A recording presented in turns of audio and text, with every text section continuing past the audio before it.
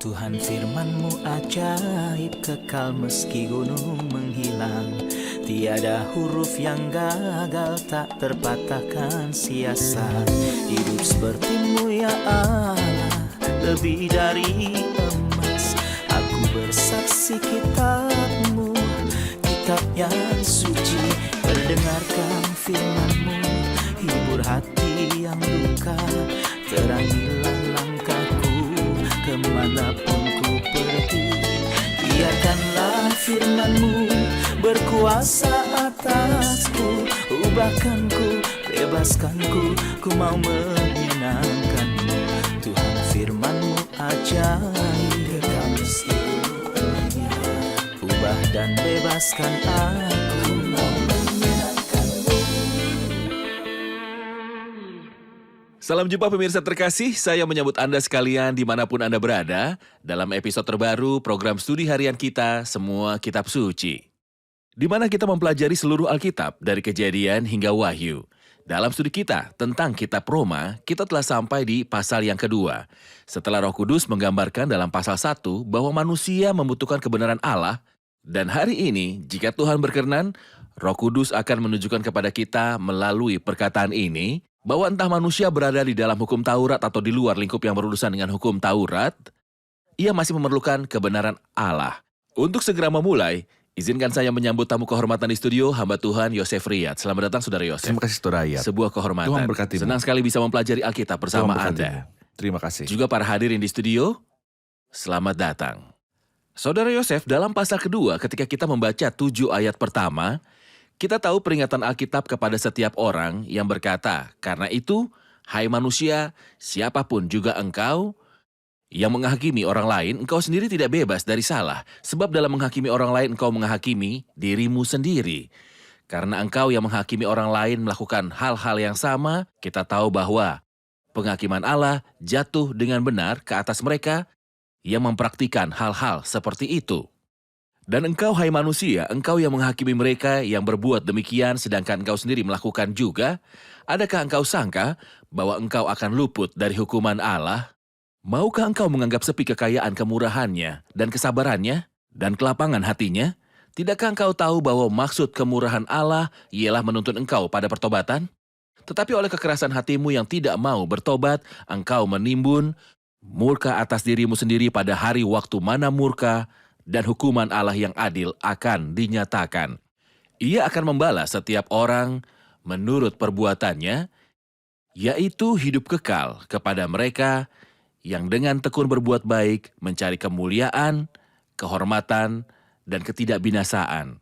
Saudara Yosef, apakah kata-kata ini hanya peringatan agar tidak saling menghakimi atau apakah mengandung makna yang lebih luas? Kita tahu bahwa konteks surat ini adalah manifestasi dari kebenaran Allah. Tetapi sebelum menyajikannya dalam pasal 3 yang dimulai dengan ayat yang ke-21, ia berbicara tentang perlunya kebenaran Allah. Jadi ia membuktikan terlebih dahulu bahwa semua manusia, terlepas dari denominasi mereka, manusia bersalah dan terkutuk. Ia memulai dengan orang-orang yang hidup dalam praktek najis dan penyembahan berhala di akhir bab pertama. Kemudian di bagian pertama bab kedua ia membahas kelompok yang kedua, yang menyesalkan dan menolak praktik-praktik fasik dari pasal pertama dan mengutuk orang lain, namun ia mempraktikkan dosa yang sama. Kelompok ini ditemukan dalam ayat 1-16 dalam pasal kedua. Dimulai dengan ayat 17, ia menguraikan tentang kasus orang Yahudi yang juga terbukti bersalah, dan dengan demikian ia menyimpulkan bahwa semua, baik orang Yunani maupun Yahudi, membutuhkan kebenaran Allah melalui iman. Jadi Paulus memberitahu bahwa Injil ditawarkan kepada semua orang, pertama-tama kepada orang Yahudi dan juga kepada orang Yunani. Ya. Jadi ia memperlihatkan bahwa baik orang Yahudi maupun non-Yahudi memerlukan kebenaran Allah. Semua orang memerlukannya. Ayat 3 berkata, "Dan engkau, hai manusia, engkau yang menghakimi mereka dan yang berbuat demikian, sedangkan engkau sendiri melakukannya juga, adakah engkau sangka bahwa engkau akan luput dari hukuman Allah? Lalu bagaimanakah manusia dapat luput dari hukuman Allah?" Untuk dapat luput dari hukuman Allah, hukuman didasarkan pada keadilan pada perbuatan-perbuatan. Melakukan perbuatan-perbuatan jahat sementara menghakimi yang ada pada orang-orang lain tidak membenarkan Anda. Namun jika Anda meluputkan diri dari hukuman Allah, Anda perlu hidup sesuai dengan prinsip-prinsip penghakiman dalam ayat 7. Mereka yang hidup dengan tekun, berbuat baik, mencari kemuliaan, kehormatan, dan ketidakbinasaan. Allah akan memberi mereka hidup kekal sebagai upahnya. Namun, dengan hanya menuduh orang-orang lain karena Anda melakukan kejahatan dan hanya menyembunyikannya, ini tidak membenarkanmu di mata Allah yang mengetahui semua hal yang tersembunyi. Beberapa orang mungkin mengklaim bahwa niat mereka bukanlah untuk mengutuk orang-orang lain, tetapi mereka mengungkapkan kesalahan-kesalahan orang lain untuk membuktikan kebutuhan mereka akan Kristus. Saya ingin Anda memperingatkan kami terhadap niat-niat yang disebut baik yang mungkin menuntun orang-orang untuk membenarkan diri sendiri di mata orang lain. Yang benar-benar penting bukanlah niatnya, karena niatnya mungkin baik. Tetapi bagaimana dengan kondisi yang sebenarnya? Allah berbicara tentang kondisi sebenarnya. Allah mengejar kondisi yang sebenarnya. Jika Anda membuat tuduhan-tuduhan untuk menutupi kesalahan-kesalahanmu, Anda salah. Saya percaya Kristus mengatakan kata-kata yang sama dalam Matius pasal 7. Bagaimanakah engkau dapat berkata kepada saudaramu, biarlah aku mengeluarkan selumbar itu dari matamu, padahal ada balok di dalam matamu. Memiliki balok di mata seorang tentunya sebuah gambaran yang bersifat karikatur. Namun bagaimana seorang bisa memiliki sebuah balok dan masih menunjuk pada selumbar di mata orang lain? Biasanya seorang berbuat seperti ini untuk meyakinkan dirinya bahwa ia lebih baik daripada orang lain, Bahwa ia tidak bersalah. Seseorang pernah berkata bahwa balok di mata saya adalah cerminan dari selumbar yang ada di mata orang lain, dan artinya bahwa saya menumpahkan kesalahan-kesalahan saya kepada orang lain supaya saya bisa membenarkan diri sendiri. Alkitab memberikan sebuah peringatan akhir di sini. Karena itu, hai manusia, engkau sendiri tidak bebas dari salah. Mohon beritahu tentang peringatan ini kepada manusia secara umum. Dalam kebenaran, ayat yang Anda baca barusan berarti bahwa semua umat manusia tidak bisa berdalih dan ini benar. Ayat ini secara khusus ditujukan kepada setiap manusia yang menghakimi. Itu menjelaskan kepada mereka yang menghakimi orang lain dengan percaya bahwa dengan menghakimi orang lain, mereka sendiri menjadi tidak bercacat dan itu salah. Jika Anda menghakimi perbuatan-perbuatan orang lain sementara Anda melakukan perbuatan-perbuatan yang sama, Anda terkutuk. Bagi saya tampaknya ayat ini juga mengkoreksi mereka yang mengklaim bahwa beberapa orang diperlakukan tidak adil karena Injil belum menjangkau mereka, atau mereka belum menerima suatu pewahyuan Allah. Setiap mulut akan dibungkam pada hari itu ketika setiap orang berdiri di hadapan Allah. Benar. Mari rehat sejenak dan kembali untuk menjawab pertanyaan hadirin. Pemirsa terkasih, kami akan segera kembali setelah rehat. Ubahkanku, bebaskanku, ku mau menyenangkanmu. Tuhan firman-Mu ajaib, kami seluruhnya. Ubah dan bebaskan aku, mau menyenangkanmu. Kami kembali pemirsa terkasih untuk menjawab pertanyaan dari hadirin di studio. Silakan. Tidak ada keraguan bahwa barang siapa yang tanpa Tuhan Yesus akan binasa. Namun, walau tidak mengenal Tuhan Yesus, beberapa orang mempunyai etika-etika dan perilaku yang baik, sementara orang-orang lainnya tidak. Bagaimana dengan posisi mereka di hadapan Allah? Bagaimana posisi dari mereka yang memelihara perbuatan-perbuatan baik dan menjaga diri mereka untuk menentang segala ketidakbenaran? Akankah mereka juga menghadapi hukuman karena mereka tidak di dalam Kristus? Beberapa orang mengutuk kejahatan tapi hidup dalamnya, kutuk yang mereka alami akan lebih berat. Beberapa orang tidak secara terang-terangan melakukan kejahatan yang keterlaluan. Saya percaya bahwa Allah itu adil. Dan pada hari penghakiman itu akan lebih ringan daripada orang-orang lainnya. Seperti disebutkan di dalam pasal ini, ia akan membalas setiap orang menurut perbuatannya. Tentu saja Allah akan menghukum sesuai dengan perbuatan-perbuatan. Namun semua manusia dihukum jika mereka tidak mengambil bagian dalam kebenaran cuma-cuma dari Allah yang Allah berikan kepada mereka setelah mereka percaya kepada Kristus. Bahkan mereka yang melakukan perbuatan baik? Kita mungkin memandang perbuatan-perbuatan mereka sebagai perbuatan baik, namun di mata Allah semua itu bernoda. Dengan banyak kekurangan, misalnya dalam Matius 6, Anda akan menemukan orang yang memberikan derma dari uang mereka, tetapi tidak memberikannya dengan kasih atau memberi karena ia mengasihi Allah atau manusia, melainkan memberi untuk pamer. Allah akan menghakimi manusia menurut standar-standarnya, dan bukan menurut standar-standar kita yang kurang, yang memandang penampilan dan tidak mengenal hati. Bagaimana jika beberapa orang melakukan perbuatan-perbuatan baik, bukan untuk pamer, melainkan dengan sebuah keinginan yang benar di hati mereka? Misalnya mereka mau menolong orang yang berkekurangan untuk memperoleh perkenanan Allah. Tidakkah Allah dalam keadilannya membalas mereka di sini, di bumi? Ia akan membalas mereka di bumi, namun ini tidak ada kaitannya dengan status kekekalan mereka. Sama seperti seseorang yang melakukan pembunuhan, berjanji akan mendirikan sebuah panti asuhan sehingga pengadilan akan mencabut hukuman matinya. Itu tidaklah rasional.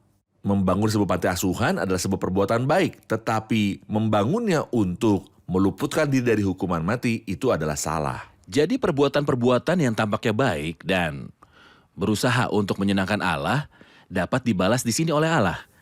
Tetapi Benar. tidak diperhitungkan untuk kekekalan. Benar. Hanya penebusan Kristus yang diperhitungkan untuk itu. Benar. Mengenai panjang sabar, ayat 4 berbunyi, maukah engkau menganggap sepi kekayaan kemurahannya, kesabarannya, dan kelapangan hatinya? Tidakkah engkau tahu bahwa maksud kemurahan Allah ialah menuntun engkau kepada pertobatan? Mohon beritahu kami tentang kemurahan hati dan kelapangan hati Allah selama masa-masa yang panjang terhadap berbagai individu atau orang atau bangsa yang melakukan kejahatan. Ada dua pertanyaan di sini. Pertama dalam ayat 3 dan yang lainnya di dalam ayat yang keempat. Pertanyaan pertama adalah, dan engkau hai manusia, engkau yang menghakimi mereka yang berbuat demikian, sedangkan engkau sendiri melakukannya juga. Dengan kata lain, kamu melakukan yang salah. Namun kamu menghakimi orang-orang lain untuk membuat dirimu tampak baik. Pada faktanya, sekarang ini ada banyak orang yang menghakimi orang-orang lain padahal mereka sendiri membenamkan diri dalam kejahatan itu. Ini adalah pertanyaan pertama. Pertanyaan kedua adalah mengapa Allah mau bersabar menahan diri terhadapmu. Allah itu sabar terhadapmu untuk memberi kesempatan untuk bertobat. Mengapa Tuhan tidak mempermalukanmu sejak dahulu sekali sejak kamu mulai berbuat dosa dan menutupinya? Mengapa Ia sedang memberimu sebuah kesempatan untuk bertobat? Maukah engkau menganggap sepi kekayaan kemurahannya, kesabarannya, dan kelapangan hatinya? Anda tidak menyadari satu-satunya penafsiran yang benar. Tidakkah engkau tahu bahwa maksud kemurahan Allah ialah menuntun engkau kepada pertobatan? Ayat 5 berbunyi, tetapi oleh kekerasan hatimu yang tidak mau bertobat, engkau menimbun murka atas dirimu sendiri pada hari waktu mana murka dan hukuman Allah yang adil akan dinyatakan. Saudara Yosef, bagaimanakah terjadinya pengerasan hati? Ketika Anda mendengar suara Allah dan hati Anda tersentuh olehnya, lalu Anda menundanya, atau ketika Allah melepaskanmu dari sebuah kesulitan dan ujian, memberikanmu sebuah kesempatan, dan Anda mengabaikan suaranya. Ini menuntun pada pengerasan hati. Firaun adalah sebuah ilustrasi nyata bagi kita dalam perjanjian baru. Allah berbicara kepadanya dan beri dia bukan cuma satu kesempatan, melainkan sejumlah kesempatan. Namun ketika Firaun bersikeras untuk menolak suara Allah, hatinya terus menjadi lebih keras. Ayat 5 juga berkata, pada hari waktu mana murka dan hukuman Allah yang adil akan dinyatakan, Ia akan membalas setiap orang menurut perbuatannya. Apakah pewahyuan Allah tentang penghakiman Allah sama dengan pewahyuan tentang murka Allah untuk menghukum dosa? Murka dinyatakan dalam kitab suci, tapi pewahyuan tentang penghakiman Allah yang benar akan terjadi ketika Tuhan datang pada suatu hari untuk memberi upah dan menghakimi. Pewahyuan tentang penghakiman Allah akan terjadi ketika Tuhan datang untuk melaksanakan penghakiman pada umat manusia. Namun, pewahyuan tentang murka ada dalam firman-Nya. Murkanya dinyatakan melalui Alkitab yang peringat tentang murkanya datang pada mereka yang hidup dalam dosa dan menolak untuk bertobat. Tetapi ketika Tuhan datang untuk melaksanakan penghakiman, maka penghakimannya yang benar dinyatakan kadang-kadang tanpa alasan. Orang takut akan kelicikan Allah, sementara mereka mempunyai jutaan alasan yang bisa mereka jadikan alasan untuk takut akan kehadiran Allah. Allah tidak memperlakukan seorang pun dengan tidak adil. Kita tahu dari Alkitab bahwa Bapa tidak menghakimi siapapun, melainkan telah menyerahkan penghakiman itu seluruhnya pada anak. Mengapa Alkitab menyerahkan penghakiman kepada anak? Anak adalah pribadi Tritunggal yang disebut firman yang artinya ia menyatakan. Ia menyatakan Allah dalam penciptaan. Ia menyatakan Allah dalam penebusan. Dan ia akan menyatakan Allah dalam penghakiman. Kristus juga menanggung hukuman sebagai ganti kita dan menawarkan keselamatannya pada kita dengan cuma-cuma. Ketika kita menolak keselamatan ini, kita akan menanggung hukuman dari Dia yang telah menderita bagi kita. Dengan kata lain, Ia yang dikutuk oleh manusia dengan menyalibkan Dia di kayu salib, dimuliakan Allah sebagai seorang hakim sehingga semua orang menghormati anak seperti mereka menghormati Bapa. Ayat 6 berkata, Ia akan membalas setiap orang menurut perbuatannya. Penghakiman dalam ayat ini didasarkan pada perbuatan-perbuatan. Dengan cara yang sama, mengapa orang-orang tidak dijadikan benar juga berdasarkan pada perbuatan-perbuatan mereka? Atau mengapa tidak dikatakan bahwa Tuhan akan menghakimi karena penolakan mereka terhadap kebenaran? Tidak, penghakiman tidak akan didasarkan pada penolakan mereka terhadap kebenaran Allah. Dalam ayat ini penghakiman didasarkan pada perbuatan. Bagaimana penghakiman Allah akan terjadi di sini? Berdasarkan perbuatan-perbuatan. Bagaimana kita memperoleh perbuatan-perbuatan baik? Dapatkah Anda melakukannya dari dirimu sendiri? Roma pasal 3 akan beritahu kita tidak ada yang benar seorang pun. Seorang pun tidak. Itu berarti bahwa perbuatan baik adalah pemberian cuma-cuma dari Allah. Tetapi ketika Anda berdiri untuk menghadapi penghakiman, itu akan didasarkan pada perbuatan-perbuatanmu. Benar. Penghakiman didasarkan pada perbuatan-perbuatanmu dan bukan pada penolakanmu. Jika saya dapat menyatakan kembali apa yang saya pahami, bayangkan bahwa saya memiliki berkas sejarah perbuatan-perbuatan jahat. Menerima Kristus sebagai juru selamat, menghapus perbuatan-perbuatan ini dan catatan dakwaan saya. Benar. Kalau saya tidak menerima Kristus, saya akan dihakimi untuk semua yang ada dalam berkas-berkas saya itu. Benar. Inilah keadilan Allah. Benar. Ayat 8 berbunyi, tetapi murka dan geram kepada mereka yang mencari kepentingan sendiri, yang tidak taat kepada kebenaran, melainkan taat kepada kelaliman, penderitaan dan kesesakan akan menimpa setiap orang yang hidup yang berbuat jahat. Pertama-tama orang Yahudi dan juga orang Yunani. Tetapi kemuliaan, kehormatan, dan damai sejahtera akan diperoleh semua orang yang berbuat baik. Pertama-tama orang Yahudi dan juga orang Yunani. Sebab Allah tidak memandang bulu. Sebab semua orang yang berdosa tanpa hukum Taurat akan binasa tanpa hukum Taurat, dan semua orang yang berdosa di bawah hukum Taurat akan dihakimi oleh hukum Taurat. Karena bukanlah orang yang mendengar hukum Taurat yang benar di hadapan Allah, tetapi orang yang melakukan hukum Tauratlah yang akan dibenarkan. Apabila bangsa-bangsa lain yang tidak memiliki hukum Taurat oleh dorongan sendiri melakukan apa yang dituntut hukum Taurat, maka walaupun mereka tidak memiliki hukum Taurat, mereka menjadi hukum Taurat bagi diri mereka sendiri. Sebab dengan itu mereka menunjukkan bahwa isi hukum Taurat ada tertulis di dalam hati mereka, dan suara hati mereka turut bersaksi, dan pikiran mereka saling menuduh atau saling membela. Hal itu akan nampak pada hari bila mana Allah sesuai dengan Injil yang kuberitakan akan menghakimi segala sesuatu yang tersembunyi dalam hati manusia oleh Kristus Yesus. Kita rehat sejenak dan kembali untuk menjawab pertanyaan hadirin. Pemirsa terkasih, kita akan berjumpa kembali setelah rehat. Ubahkanku, bebaskanku, ku mau menyenangkanmu. Tuhan firman-Mu ajaib, kami seluruhnya. Ubah dan bebaskan aku, mau menyenangkanmu.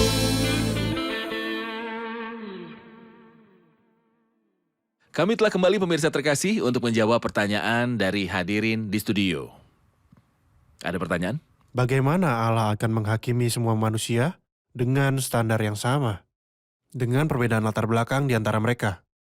Ya, bagaimana Allah akan menghakimi setiap orang walau ada perbedaan-perbedaan dalam latar belakang pengetahuan mereka. Beberapa orang memiliki pengetahuan yang lebih banyak daripada yang lainnya. Allah adalah hakim dari seluruh bumi. Allah akan melakukan keadilan. Dan ia tidak meminta pertanggungjawaban pada seorang untuk pengetahuan yang tidak ia terima. Namun pengetahuan yang kita terima tidak kecil menurut yang kita pahami dari pasal pertama yang berkata bahwa apa yang dapat mereka ketahui tentang Allah nyata bagi mereka sebab Allah telah menyatakannya kepada mereka. Dan bahwa mereka mengetahui tuntutan-tuntutan hukum Allah, yaitu bahwa setiap orang yang melakukan hal-hal demikian. Ayat ini membahas tentang para penyembah berhala, namun mereka tahu akan penghakiman Tuhan. Perhatikan bahwa Kain tidak memiliki hukum Taurat ketika ia membunuh adiknya Habel. Mengapa Kain menghindar untuk menjawab ketika Allah bertanya, "Di mana Habel adikmu?" Mengapa Kain menjawabnya, "Aku tidak tahu"? Mengapa ia tidak menjawab Allah, "Aku membunuhnya"? Meskipun 10 perintah Allah tidak ada pada saat itu dan hukum yang melarang pembunuhan belum diberikan, Kain tahu bahwa membunuh Habel bertentangan dengan hukum Allah. Oleh karena itu, Tuhan akan menghakimi manusia berdasarkan pengetahuan yang tidak sedikit yang mereka telah peroleh. Tuhan menciptakan suaranya di dalam diri manusia, suara hati nurani yang bukan hal kecil. Itu adalah suara Tuhan di dalam diri manusia. Saudara Yosef, sebagaimana telah disebutkan, bayangkan kita berada di ruang sidang dan hakim mulai memanggil orang-orang non-Yahudi yang tidak memiliki hukum. Ia memegang daftar panjang dakwaan terhadap mereka seperti misalnya mengganti kemuliaan Allah meskipun mengenalnya dengan gambar-gambar keji yang diciptakan dan juga menolak pengetahuan. Ya. Kini kita diperkenalkan di sini dengan mereka yang memiliki sebuah hukum dan pengetahuan. Bagaimana hakim bisa memanggil mereka yang memiliki hukum dan pengetahuan dan membuktikan kesalahan mereka dan memenjarakan mereka bersama para penyembah berhala atau orang-orang non-Yahudi. Bisa dikatakan saudara ayat bahwa ayat 12-16 membentuk tahap pendahuluan sebelum secara langsung berbicara kepada mereka yang memiliki hukum di ayat yang ke-17, kamu menyebut dirimu orang Yahudi. Tetapi ayat 12-16 memperkenalkan sebuah poin yang akan datang. Paulus mengatakan bahwa ada orang yang memiliki hukum dan orang-orang lain yang tidak, tetapi memiliki suara Allah dalam hati nurani mereka. Itu sebab semua orang yang berdosa tanpa hukum Taurat akan binasa tanpa hukum Taurat. Dan semua orang yang berdosa di bawah hukum Taurat akan dihakimi oleh hukum Taurat karena mereka memiliki hukum yang menjabarkan yang salah dari benar. Mereka tidak hanya memiliki hukum, tetapi perintah-perintah yang mengajari mereka yang benar dari yang salah dan sebaliknya. Benar.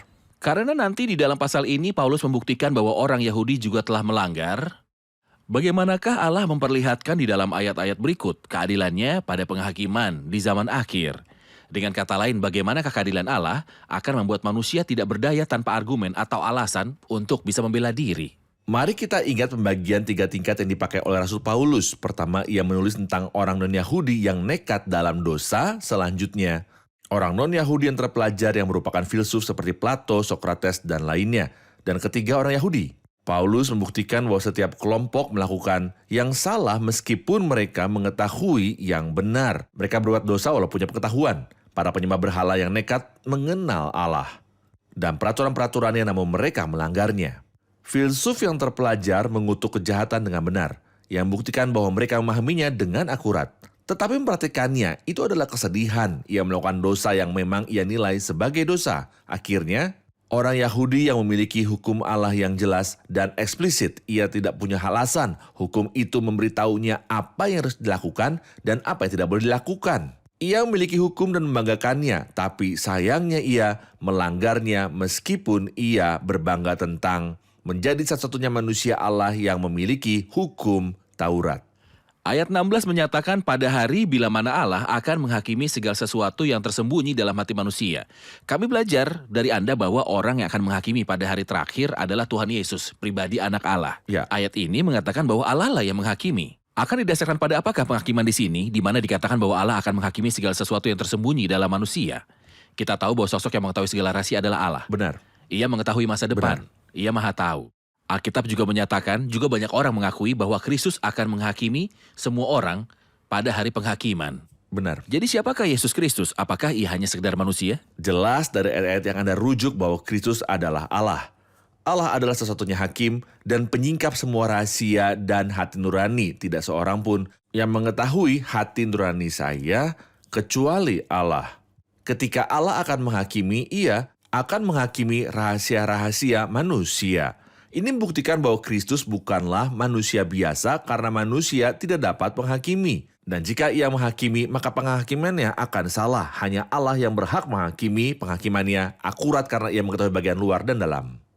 Hal terakhir, dikatakan Allah akan menghakimi segala sesuatu yang tersembunyi dalam hati manusia dalam Kristus Yesus. Anda menyebutkan di episode sebelumnya bahwa ada 7 nama untuk Injil, tergantung pada konteksnya. Benar. Injil Allah, Injil Putranya, Injil Kristus, dan Ya. Injilku.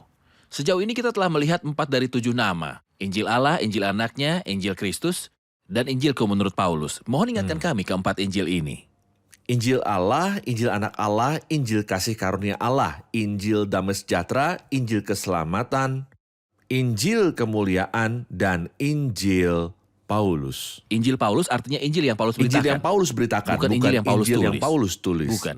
Bukan, ia memberitakannya karena ia adalah satu-satunya yang menerima Injil Kristus yang dimuliakan. Jadi jika seorang mendengarkan kita sekarang dan membaca ungkapan ini, Injilku, pendengar seharusnya tidak percaya bahwa Alkitab tidak lengkap atau kehilangan Injil Paulus. Benar. Benar. Mari rangkum episode ini Baik. bersama para hadirin. Kita belajar bahwa Allah itu panjang sabar dan lapang hati, memimpin manusia menuju pertobatan. Mengapa Allah kadang-kadang berpanjang sabar dengan banyak individu ataupun bangsa? Alasan kepanjang sabaran Allah adalah untuk menuntun mereka pada pertobatan. Kekayaan kemurahannya, kesabarannya, dan kelapangan hatinya menuntun orang berdosa kepada pertobatan. Jika tidak ada pertobatan, murka Allah akan disimpan untuk hari penghakiman. Karena mengeraskan hati. Oke, kita membaca bahwa ia akan membalas setiap orang menurut perbuatannya. Apa yang dimaksud dengan penghakiman menurut perbuatan-perbuatan? Kita paham bahwa Paulus tidak berbicara tentang cara-cara untuk memperoleh keselamatan, tetapi dasar untuk penghakiman. Penghakiman akan didasarkan pada perbuatan-perbuatan seseorang. Perbuatan-perbuatan setiap orang akan dinyatakan untuk dihakimi jika mereka menolak Kristus Sang Juru Selamat. Ya, Tuhan memberkati, terima kasih semuanya, terima Tuhan kasih Saudara memberkatimu. Yosef. Kita lanjutkan di episode selanjutnya.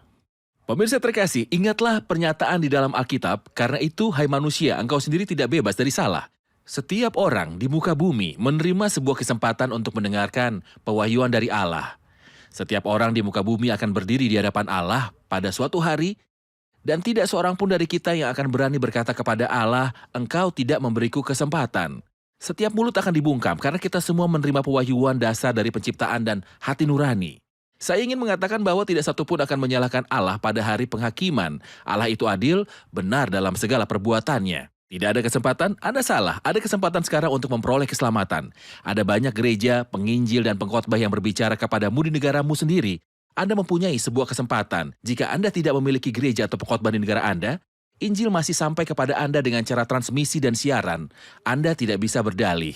Umat manusia pada umumnya sekarang tidak bisa berdalih. Barang siapa menerima suara hati nurani atau suara ciptaan Allah, Allah akan menyingkapkan pengetahuan yang lebih dalam kepada orang itu.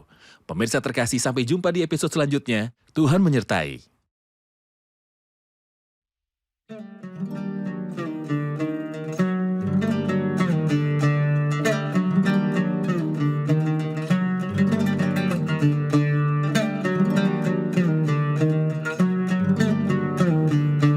أنا جيت علشانك أنت، وأنا شغلي الشاغل أنت. أنا جيت علشانك أنت، وأنا شغلي الشاغل أنت. مشتاق لرجوعك وأنت في عنادك زي ما أنت. مشتاق لرجوعك وانت في عنادك زي ما انت. ده مكانك فيا، تعالى للعشرة معايا، تعالى. ده مكانك فيا، تعالى للعشرة معايا، تعالى. وإيديا إليك ممدودة برحمة غير محدودة. إيديا إليك ممدودة برحمة غير محدودة. بس اوعى تقاسي قلبك، لا تضيع الفرصة منك.